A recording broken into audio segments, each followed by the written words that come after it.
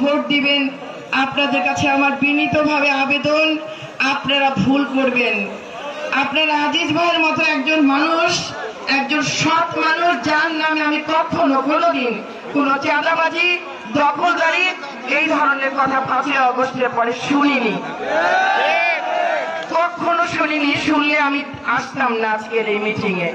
আপনারা তো জানেন আমি আমার নাটোরের প্রত্যেকটা প্রোগ্রামে একই কথা বলি, চাঁদাবাজি, দখলদারি, সন্ত্রাসী, সালিশের নামে টাকা এবং স্কুল কলেজ মাদ্রাসার নামে টাকা, সভাপতি হওয়ার জন্য টাকা, এটা বিরুদ্ধে আমি রুহুল কুদ্দুস তালুকদার দুলু এবং আজিজ ভাইয়ের বিরুদ্ধে এরকম কোন কমপ্লেন কখনো কোনো দিনও শুনিনি।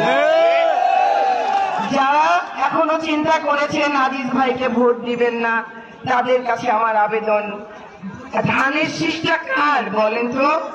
বাংলাদেশ জাতীয়তাবাদী